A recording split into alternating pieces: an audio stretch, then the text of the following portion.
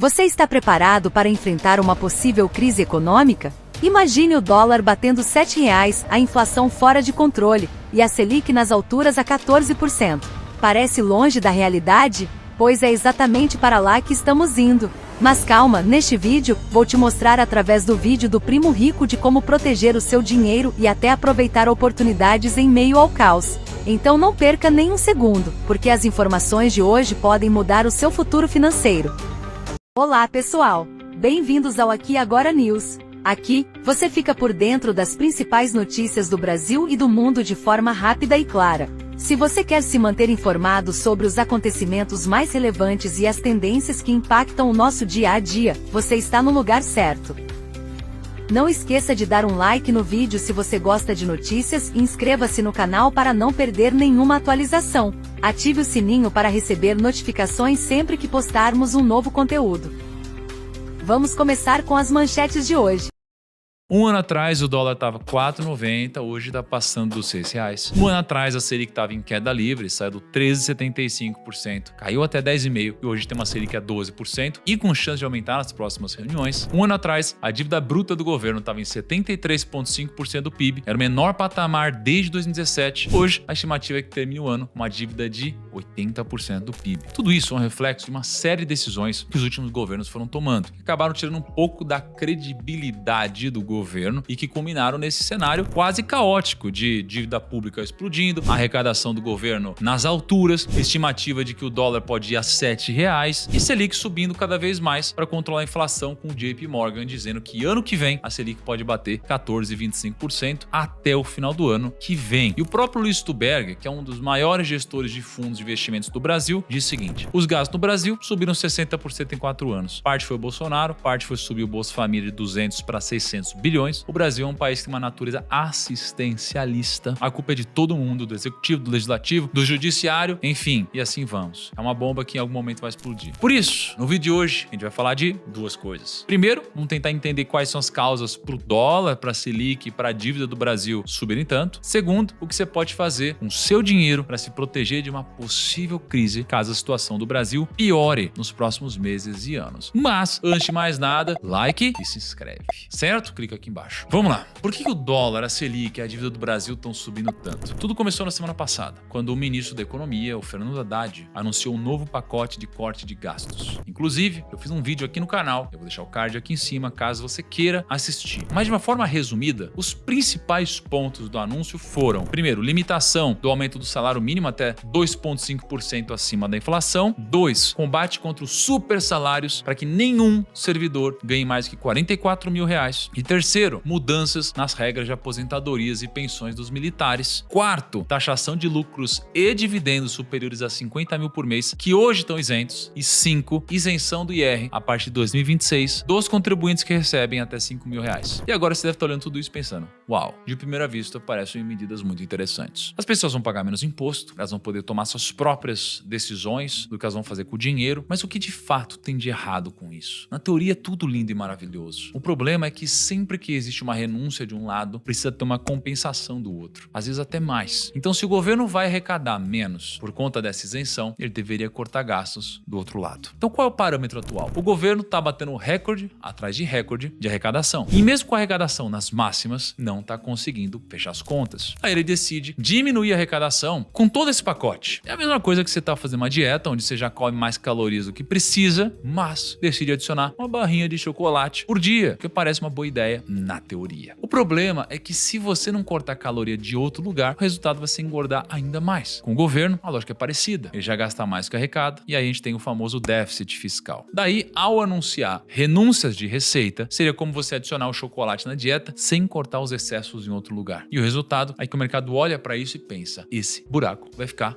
ainda maior. E quando o mercado desconfia, acontece um grande impacto em três coisas que eu falei no começo do vídeo. Primeiro no dólar, segundo na Selic, e terceiro na dívida do país. Deixa eu tentar então simplificar para vocês entenderem melhor. Primeiro, no dólar, quando o governo anuncia que vai arrecadar menos, mas não deixa claro como ele vai cortar gasto para equilibrar as contas, os investidores, tanto os brasileiros quanto os estrangeiros, começam a desconfiar da capacidade do governo de administrar o orçamento. E por que isso importa? Porque são os investidores estrangeiros que colocam dólares na nossa economia. E se se eles enxergam algum risco e eles vendem ativos no Brasil, eles trocam reais por dólares para levar o dinheiro embora. E com mais gente querendo comprar dólares e menos gente querendo reais, o preço do dólar sobe. Então a gente tem a lei da oferta e da procura. Quanto mais demanda por dólar, mais caro ele fica. E um dólar mais caro significa duas coisas. Primeiro, as importações ficam mais caras. E quando eu digo importação, são coisas como gasolina, comida, eletrônicos e várias outras coisas. E segundo, a inflação pode aumentar, porque tudo que depende do dólar sobe. Agora vamos falar da Selic. Como alguns de vocês já sabem, a Selic é a taxa básica de juros do Brasil, ela é usada pelo Banco Central para controlar a inflação. E quando a inflação começa a sair do controle, como pode acontecer com um dólar muito alto, o Banco Central aumenta a Selic para tentar frear a economia e segurar os preços. É por isso que a gente viu a Selic bater um ano atrás 13,75%, aí o dólar chegou a menos de R$5 e logo depois, com toda essa disparada do dólar de novo, a gente está vendo o Banco Central subir a Selic para 12%. O problema é que a Selic alta vai gerar várias consequências na economia, mas dois principais deles são: primeiro, quando a Selic sobe, fica mais caro financiar um carro ou uma casa, então fica mais caro você tomar empréstimo, isso tudo desestimula a economia. Segundo, quando a Selic sobe, isso afeta diretamente a dívida pública. Como que afeta a dívida pública? Para quem não sabe, a dívida pública funciona como dinheiro que o governo pega emprestado para cobrir as despesas quando gasta mais do que arrecada, que é o famoso déficit fiscal. Esse dinheiro ele é tomado de investidores que compram títulos da dívida pública. É tipo quando você investe no tesouro. Esses títulos são como um empréstimo, o governo recebe o dinheiro, agora ele promete pagar no futuro com juros. E agora a grande questão é que a dívida pública do Brasil é enorme. A gente tem uma dívida de mais ou menos 9 trilhões de reais. E uma boa parte dessa dívida, mais ou menos 40%, está atrelada à Selic. Isso significa que toda vez que a Selic sobe, o custo de pagar os juros dessa dívida também sobe. Pensa assim, é como se o governo tivesse um cartão de crédito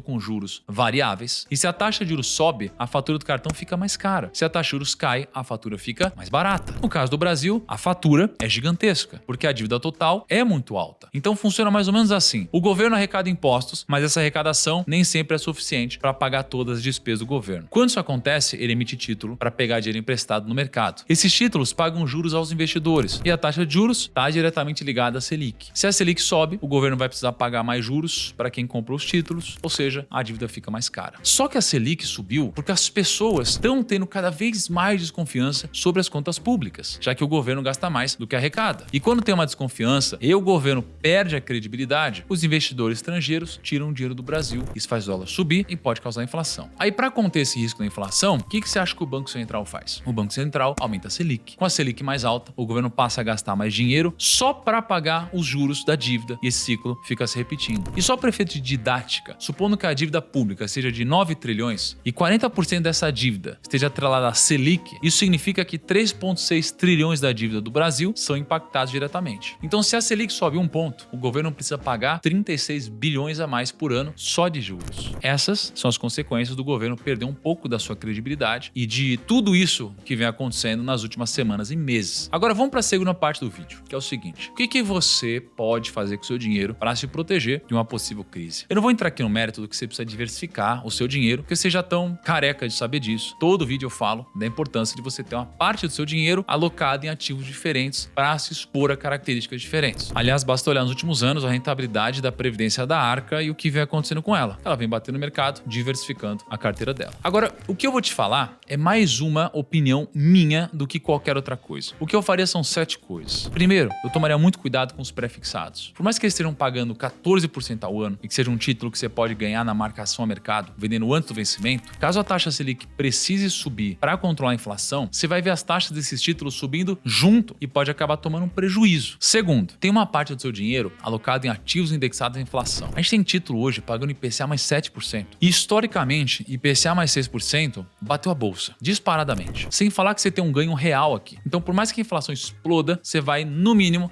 ter o seu dinheiro corrigido pela inflação. Terceiro, tenha pelo menos 1% do seu patrimônio em criptomoedas. Pode ser por meio de um ETF, diretamente em Bitcoin, por meio de um fundo ou da forma que você achar melhor. Mas tenha pelo menos um pouquinho do seu dinheiro em cripto. Quarto, nunca ache que o dólar está caro. Ele pode ficar ainda mais caro, especialmente em momentos de instabilidade econômica. Então, ter uma parcela do seu patrimônio em moeda forte, como o dólar, é uma forma de proteção contra a desvalorização do real. Pode ser por meio de ETFs, por meio de algum fundo ou até investimentos no exterior. Quinto, tenha muito cuidado a investir em títulos privados. Quando você compra um CDB, debênture ou qualquer outro título, você está emprestando dinheiro a uma instituição confiando que ela vai ter a capacidade de te pagar de volta. Se o emissor tiver dificuldades financeiras, ou uma crise, ou uma falência, você pode perder todo o capital investido. Então sempre analise o rating de crédito do emissor, porque diversificar entre diferentes emissores pode te fazer, por exemplo, se enquadrar dentro do FGC. E aí, se você tiver numa emissão bancária, num CDB, uma LC, LCA, dentro do FGC, se acontecer um problema, você está garantido. Sexto, evite investir em empresas extremamente endividadas. Com a Selic em alta, o custo da dívida dessas companhias aumenta muito. Isso impacta diretamente a geração de caixa e os lucros dessas empresas. Dê preferência para as empresas com boa gestão financeira e baixo endividamento, especialmente em setores mais resilientes durante os ciclos de alta de juros. Sétimo, economize o máximo possível e invista o máximo que você puder.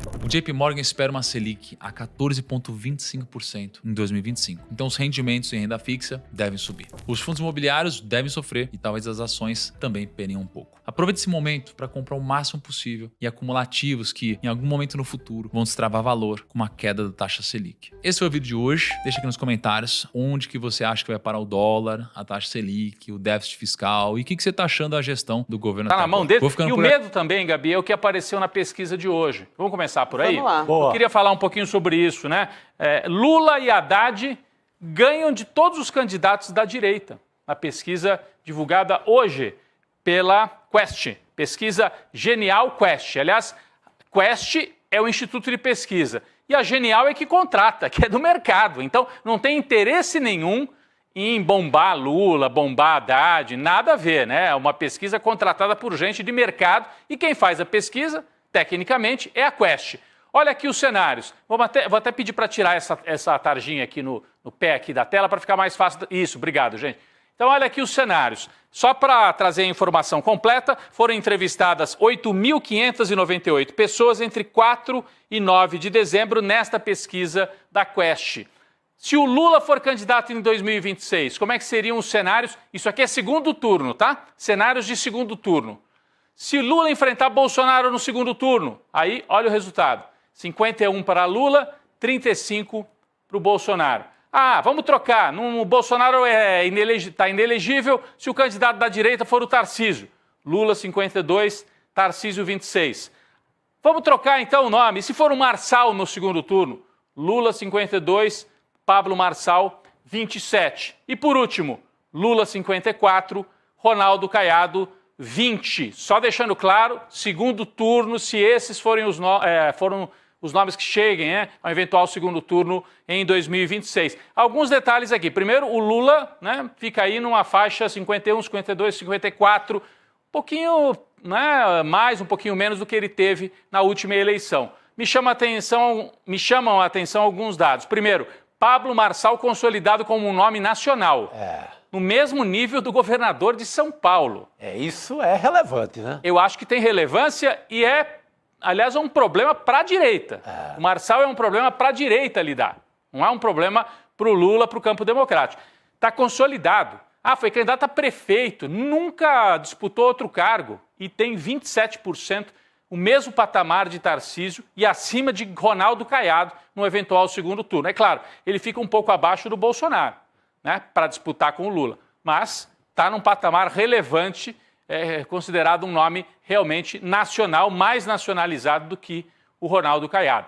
Bom, mas e o Lula vai disputar mesmo a eleição? E se o Lula não puder disputar? Tem muita gente fazendo esta avaliação, teve internações. Olha, tudo leva a crer que o Lula estará recuperado em janeiro e vai tocar adiante o seu governo e provavelmente será o candidato em 2026. Mas se não for, o nome mais cotado é o do Haddad.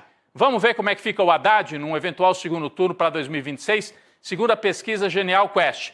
O Haddad ganha também. Isso também é relevante. Haddad 42, Bolsonaro 35. O Haddad ganharia do Bolsonaro, invertendo o resultado de 2018, quando o Bolsonaro ganhou. Na época o Lula estava preso. E se for com o Tarcísio, o Haddad ganha 44, 25. Com o Marçal, 42, 28. E com o Caiado, 45 a 19. A gente observa que o Haddad está num patamar abaixo do patamar do Lula. Está aí 8 pontos, 10 pontos abaixo do que o Lula conseguiria. E a gente tem que ficar atento porque vocês percebem que fazendo a soma aqui, não dá 100%, está muito longe. Quando é o Haddad o candidato do PT, muita gente vai para o voto branco, nulo ou indeciso. Então é uma turma que ainda pode se decidir pela candidatura da direita. O Lula não, o Lula está consolidado acima de 50%. O Haddad um pouco abaixo, né? Então é um cenário mais indefinido. Chama a atenção também, né? E aí eu saio dos números e vamos pensar um pouquinho. O Haddad, a relevância que tem o Haddad hoje para o setor democrático no Brasil. Ele tem relevância na economia, é o comandante, é o capitão do time na economia, é quem está negociando o pacote econômico, né? Junto ao Congresso Nacional nesse momento, com o Lula internado, ele é o principal negociador. Mesmo com o Lula na ativa, era o Haddad o principal negociador. Mas agora é a sua vez. O que você acha que vai acontecer com o dólar e a Selic? Onde está investindo seu dinheiro? Me conta aqui nos comentários. E se você quer mais dicas como essa, não esquece de se inscrever no canal e ativar o sininho. Até o próximo vídeo. E aí, pessoal, o que acharam das notícias de hoje? Espero que tenham gostado. Lembre-se de curtir o vídeo se você achou as informações úteis e se inscrever no nosso canal para ficar sempre atualizado sobre o que acontece no Brasil e no mundo.